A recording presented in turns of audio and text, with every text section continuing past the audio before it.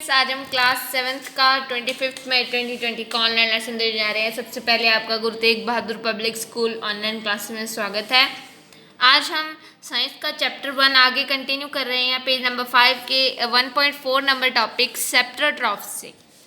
तो इससे पहले हमने अलग अलग मोड्स ऑफ न्यूट्रिशन पढ़े कि कैसे कैसे प्लांट्स और एनिमल्स कैसे अपना न्यूट्रिशन लेते हैं, ओनली प्लांट्स कैसे अपना न्यूट्रिशन लेते हैं।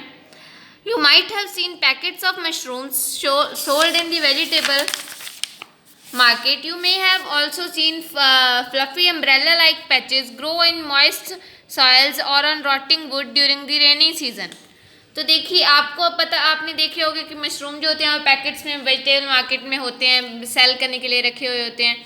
और एक आपने देखा होगा कि उसी तरह के अम्ब्रेला लाइक पैचेस वुड पे या फिर मिट्टी में रेनी सीजन के जब गीला गीली सी होती है मिट्टी तब उग जाते हैं। Let us find out the types of nutrients the need to survive and from where they get them. हम देखेंगे कि मशरूम कहाँ से अपना खाना लेते हैं और कैसे खाना लेते हैं। तो ये देखिए एक पैकेट ऑफ मशरूम्स और एक मशरूम है जो मिट्टी में उगा हुआ है। तो Bhuju wants to know how these organisms acquire nutrients. They do not have mouths like animal do.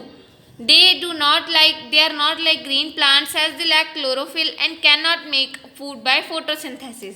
तभी इसका ही जवाब हम देंगे भुजू के क्वेश्चन का। भुजू जानना चाहता है कि इनका ना तो हमारी तरह या फिर एनिमल्स की तरह मुंह है, ना इनका प्लांट्स की तरह ग्रीन लीव्स हैं, ना इनके अंदर क्लोरोफिल है जिससे कि ये फोटोसिंथेसिस से अपना फूड बना सकें।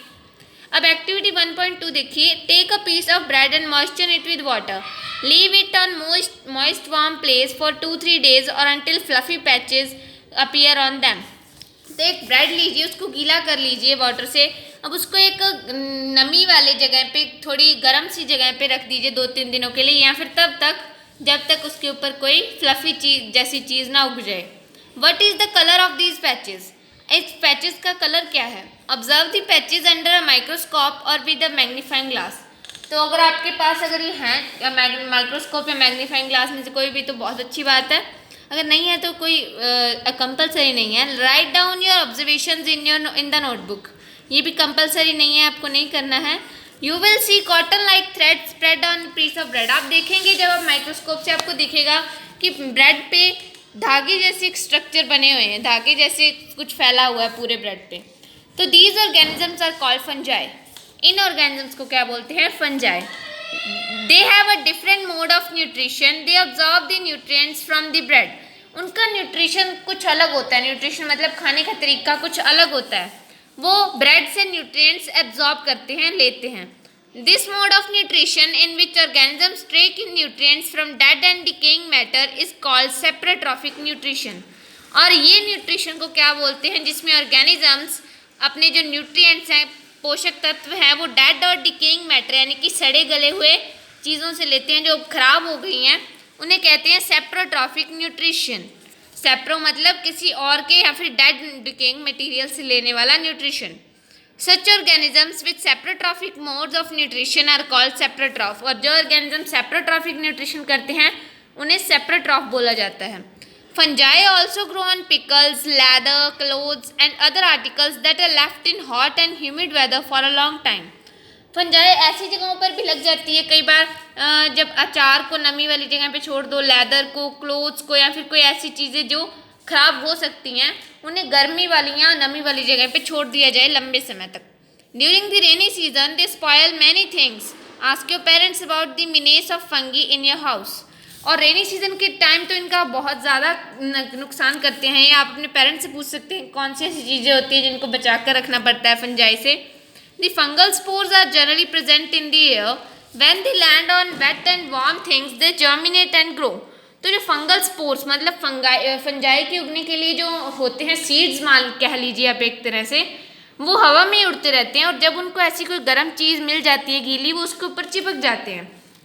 तो Paheli is keen to know whether her beautiful shoes which she wore on special occasions were spoiled by fungi during the rainy season। She wants to know how fungi appear suddenly during the rainy season।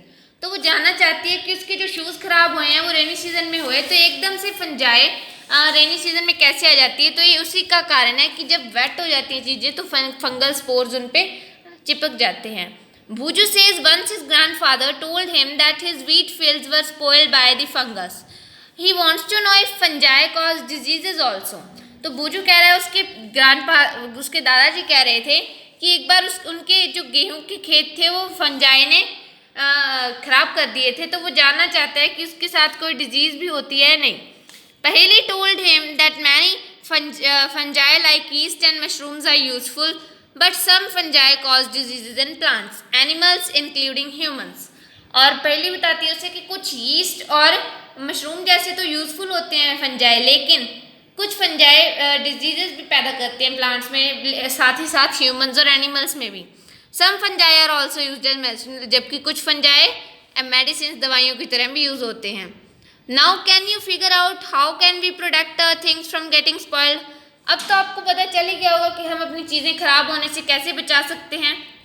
Some organisms live together and share both shelter and nutrients. कुछ organisms ऐसे होते हैं जो सिर्फ nutrients ही नहीं, shelter भी share करते हैं, यानी कि घर और खाना दोनों शेयर करते हैं साथ में रहकर। This relationship is called symbiosis, और इस रिलेशनशिप को क्या बोलते हैं? Symbiosis. For example, certain fungi live inside the roots of plants. The plants provide nutrients to the fungus and in return the fungus provides water and certain nutrients. तो देखिए एक तरह की फंजाई होती है वो प्लांट्स के रूट्स में रहने लग जाती है। क्यों? देखिए जो प्लांट है वो फंजाई को कुछ न्यूट्रिएंट देता है और फंजाई उसके बदले में उसे पानी और अदर न्यूट्रिएंट्स देती है जो प्लांट्स के पास नहीं होते। तो इन organisms called lichens, a chlorophyll containing partner which is an algae and a fungus live together. Lichens नाम का एक ऑर्गेनिज्म होता है, पेड़ों पे आपने देखा होगा ग्रीन कलर के पैचेस से बन जाते हैं, लाइकन्स होते हैं वो। उनके अंदर एक तो ऐसा ऑर्गेनिज्म होता है जिसके अंदर क्लोरोफिल होता है, ज़्यादातर एल्गी होते हैं उनमें से, और उसके साथ एक होती है फंगस, वो दोनों साथ रहते हैं। The fungus provide shelter, water and minerals to the alga and in return the alga prepares and provides food to the fungus. तो जो फंगस है वो एल्गा को शेल्टर, वाटर और मिनरल्स प्रोवाइड कराती है और एल्गा उसके बदले में उसे फूड बनाता है और उसे प्रोवाइड भी कराता है फंगस को। तो आज हम इतना ही चैप्टर पढ़ेंगे, आगे का चैप्टर हम नेक्स्ट वीडियो में कंटिन्यू करेंगे। आपका होमवर्क आपके ग्रुप में डाल दिया जाएगा।